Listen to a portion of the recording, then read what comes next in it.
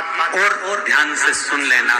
गणेश जी महाराज की चढ़ी हुई केवल एक दुर्वा, और उस दुर्वा को दरवाजे की देहली पर छुलाकर उस दुर्वा को अपनी अलमारी में, अपनी तिजोरी में उसी दिन रख दो जिस दिन लेकर आयो महाराज।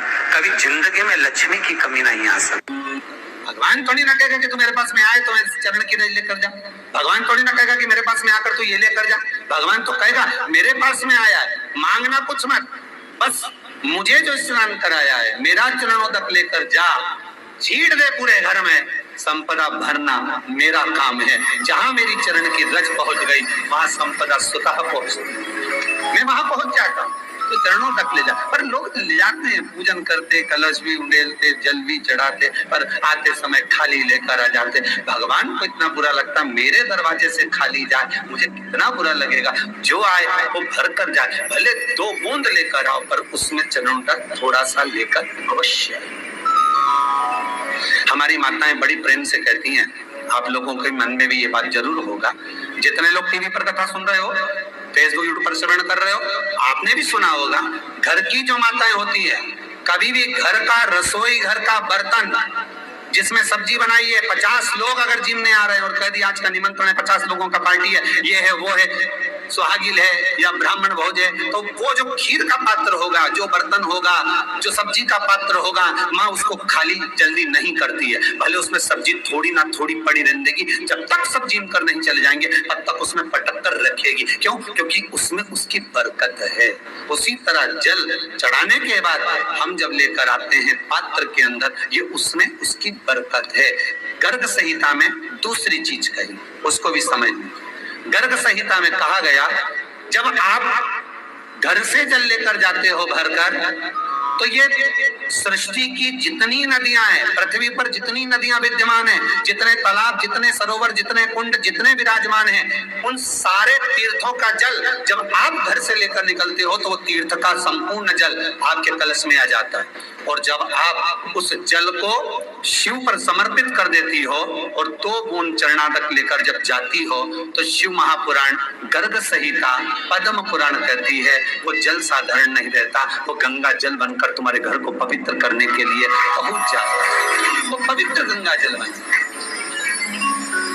उसको लेकर प्रवेश कर पूजन करने वाली होती है, जो चतुर्थी का नियम व्रत धारण करने वाली होती है, बड़ी बड़ी चतुर्थियां करती हैं या उसका नियम धारण करती हैं, तो चतुर्थी का जो पूजन करती है वो किस चीज के लिए होता है? केवल संतान, पुत्र, परिवार, हमारा कुटुंब, हम जिस कुल में है, हमारा कुल वैभव की ओर बढ़े, संपदा की ओर बढ़े और उसकी आयु बढ़े,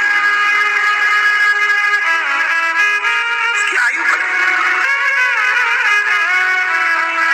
बहुत ध्यान दीजिएगा महाराज, चतुर्थी की पूजन में जो आप आखा दाना रखते हो, गेहूं वगैरह कुछ भी जो रखते हो, उसकी बड़ी महत्वता होती है महाराज। यहाँ तक कहा गया है, चतुर्थी की कथा तो आप लोग पढ़ते होंगे, जो लोग पढ़ते हैं उनको मालूम होगा, चतुर्थी की कथा में लिखा है,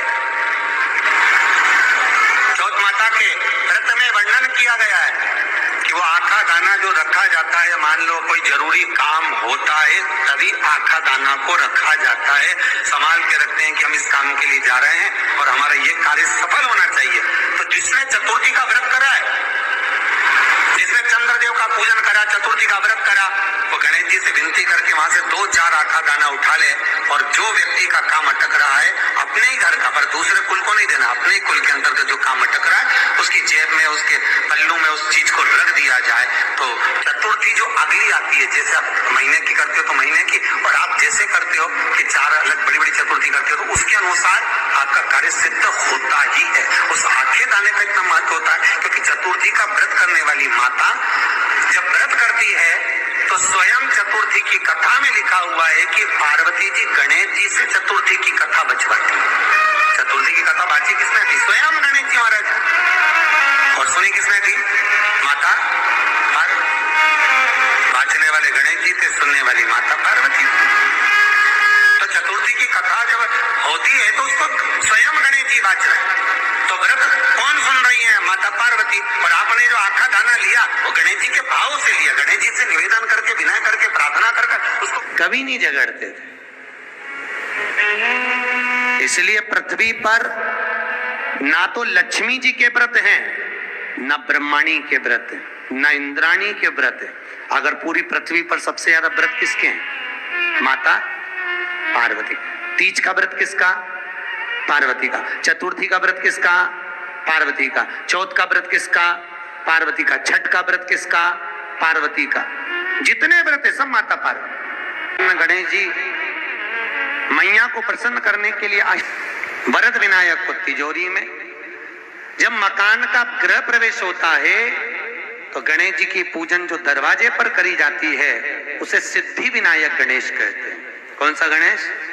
सिद्धि विनायक। जब हम घर में शुभ कार्य हो, बंदरवाल लगाएं, कोई दरवाजे पर शुभ लाभ लगाएं या स्वस्तिक बनाएं या माताएं दरवाजे पर रंगोली डाले तो उसी समय पर सिद्धि विनायक के नाम से रंगोली डालना चाहिए।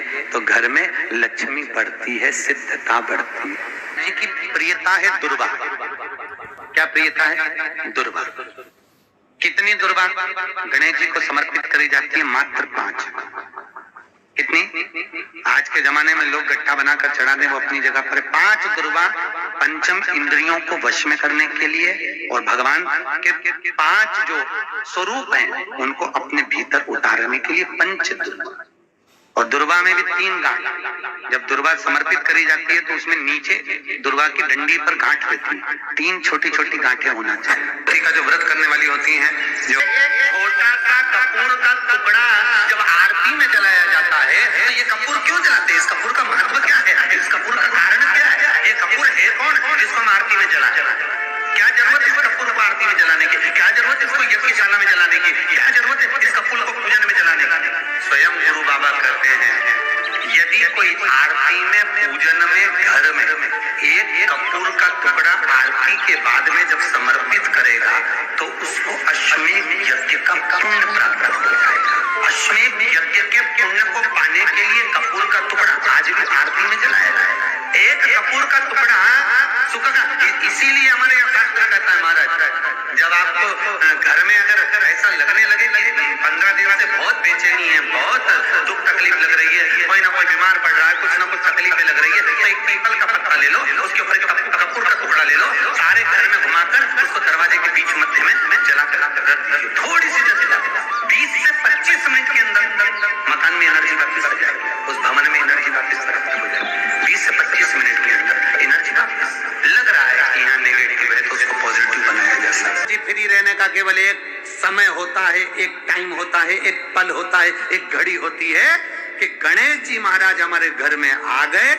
गणेश जी की सबसे पहली जो आरती हो, उस आरती के समय पर अगर धूप बत्ती जलाई जाए या गोबरी को जलाकर उसमें गूगल छोड़ी जाए और गूगल छोड़ने के बाद गणेश जी का नाम ध्रुम वर्ण कह दिया जाए तो गणेश जी को तुम्हारे घर की पूजा स्वीकार करना पड़ती है। बस वो समय हम जानते हैं। हम तो बस उतना जानते हैं कि शिव महापुराण में लिखा और मुद्गल पुराण में लिखा, गणेश पुराण में लिखा, गणेश जी का एक नाम होता है ध्रुम वर्ण। क्या नाम है?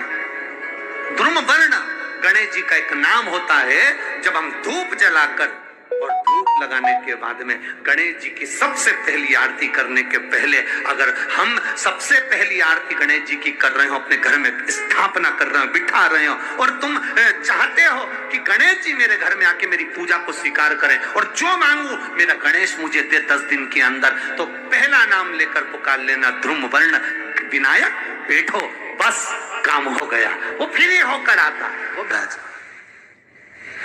यदि गणेश की मूर्ति, गणेश की प्रतिमा, गणेश का फोटो हम किसी को गिफ्ट में दे देते हैं तो हमारे घर की संपदा उस तारीख को लिखकर रखना, उसके बाद में धीरे धीरे छिन्न होने लगती है, संपदा टिकती नहीं है। 1 रुपया कमाओगे, 1.25 रुपया खर्च होगा। और घर के हर जगह पर गणेश जी की मूर्ति नहीं लगाना चाहिए। घर का फोटो, गणेश जी का फोटो हर जगह पर नहीं लगाना। जहां पूजन करते हो वहां लगा लो, जहां स्मरण करते हो वहां लगा लो, चल जाएगा। पर सारे घर में ना जाने कौन कौन सी दिशा में, और यहां तक कई लोग साल भर गणेश जी रखते हैं तो उनसे भी निवेदन है साल भर गणेश जी रखो, मना नहीं है, पर गणेश जी रखना कौन सी दिशा में चाहिए उसका भी शास्त्र प्रमाण वर्णन करता है महाराज, उसका भी शास्त्र प्रमाण।